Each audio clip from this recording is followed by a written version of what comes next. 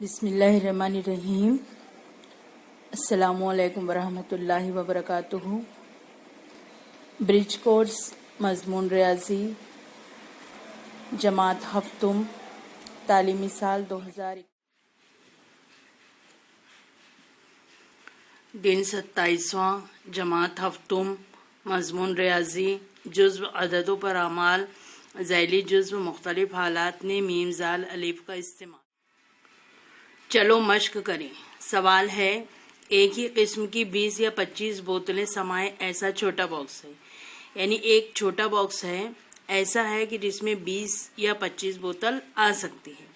अब हम एक बड़ा बॉक्स भरना चाहते हैं और उसमें हम दोनों किस्म की कम से कम कितनी बोतल समाये उसका अंदाज़ा करना चाहते हैं।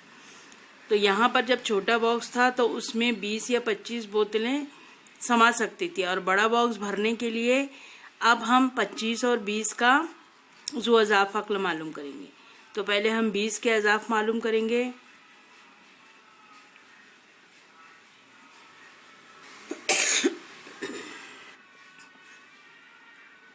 फिर 25 के ज़वाफ़ मालूम करेंगे, और ये दोनों में जो मुश्तरिक है सबसे छोटा वो है 100। तो 20 और 25 के मुश्तरिक ज़वाफ़ है 100। तो इसका जवाब हो गया कि बड़ा बॉक्स पूरा भरने के लिए दोनों किस्म की कम से कम 100 बोतलें समा सकती हैं। यहाँ पर आपको मश्की सवालात दिए हुए हैं।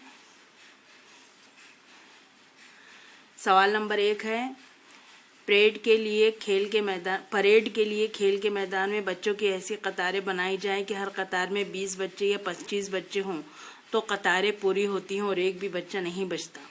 यानी 20 बच्चों की कतार हो या 25 बच्चों की कतार हो, जब कतारें 20 बच्चे या 25 बच्चे लेकर बन जाती है तो एक भी बच्चा बाकी नहीं रहता। यानी 20 कतार में या 25 कतार में पूरे बच्चे समा जाते हैं। तो स्कूल में कम से कम कितने बच्चे हैं? तो यहाँ पर आप 20 और 25 का मीम ज़ाल अलिफ मालूम कीजिए। अभी पहला सवाल यही था, कम से कम कितने बच्चे होंगे? 100 बच्चे। नसीम के पास कुछ मोती है, उसे मसावी मोतियों वाला हार बनाया उसने मसावी मोतियों वाला हार बनाया तो एक भी मोती नहीं बचता। बताइए उसके पास कम से कम कितने मोती हैं?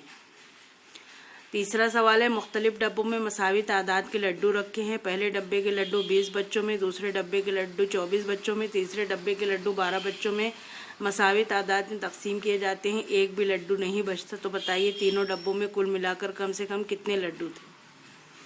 सवाल नंबर 4 है, एक शहर में एक बड़े रास्ते पर 3 मुख्तलिफ चौक में सिग्नल देखे, वो हर 60 सेकंड, 120 सेकंड, 24 सेकंड में हरे हो जाते थे। सुबह 8 बजे सिग्नल जारी हो तब तीनों सिग्नल हरे थे, उसके बाद कितने वक्त में तीनों सिग्नल एक ही वक्त में दोबारा हरे हो जाएंगे? तो ये सारे सवालात में आपको मीम ज़ाल अलिफ मालूम करना है। मुख्तलिफ हालात में मीम ज़ाल अलिफ का इस्तेमाल कहाँ होता है और कैसे होता है, ये आपके PDF में है। अगर आपको यहाँ पर वाज़े तौर पर नज़र नहीं आ रहा है तो आप अपने PDF में ओपन करके ये सवालात को अच्छी तरीके से पढ़ सकते हैं।